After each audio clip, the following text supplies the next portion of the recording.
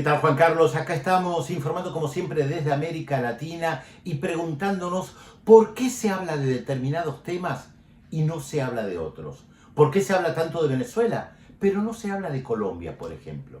De hecho, desde que el periodismo existe como tal o desde que circula la información, siempre nos hemos preguntado ¿qué es noticia? ¿Quién determina lo que es una noticia? ¿Por qué en Madrid, en Buenos Aires, en San Pablo o en Caracas o en cualquier otro lugar del planeta hablamos de un determinado tema y no hablamos de otro? ¿Por qué cuando alguien en los Estados Unidos entra en un colegio y mata a 3 o 4 personas es noticia, pero las masacres en Colombia pasan inadvertidas, como si no existiera Colombia en el horizonte? Y sin embargo, Colombia sigue siendo el país más violento de América Latina y el Caribe y uno de los más violentos del mundo.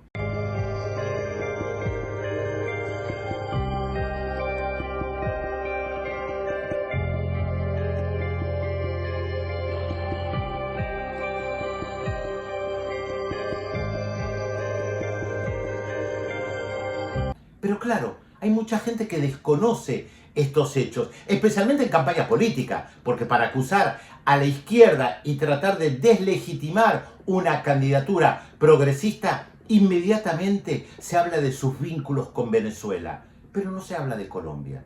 Fíjense que decimos que si alguien se sube a un edificio y mata a unas personas en la calle, en Estados Unidos es noticia, pero en Colombia, desde el comienzo del año, ha habido más de 30 masacres. Masacres implica que involucra el asesinato de por lo menos 3 o 4 personas. Más de 30 masacres. Claro, en Colombia todo el mundo lo conoce porque esto es noticia. Fuera de Colombia pareciera que eso no existe. En Colombia en el año 2016 se firmaron acuerdos de paz. Desde ese entonces, aquellos que pertenecían a movimientos guerrilleros dejaron las armas, se integraron a la vida civil en aras de una recomposición política y social, porque se pensaba que dejando las armas se iba a poder llegar efectivamente a la paz.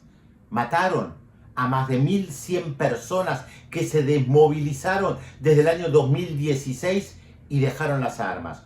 Uno tras otro los van asesinando.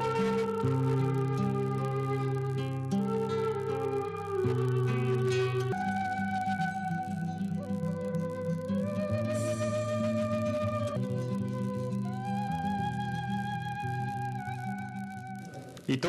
¿Qué haces frente a los crímenes de Estado? Pero no solamente aquellos que participaron de movimientos guerrilleros. Colombia tiene otro récord muy importante, el asesinato sistemático de líderes y lideresas. En lo que va del año, decenas han sido asesinados, uno por aquí, uno por allá. Un dirigente social que es un médico en una región comunitaria, una dirigente social que es maestra rural, que ayuda a los sectores más pobres, sistemáticamente asesinados. Pero hay otro detalle muy interesante respecto de Colombia, porque se habla mucho de la gente que abandona Venezuela, y sin lugar a dudas, Venezuela vive una situación muy complicada y hay millones de personas que han dejado el país.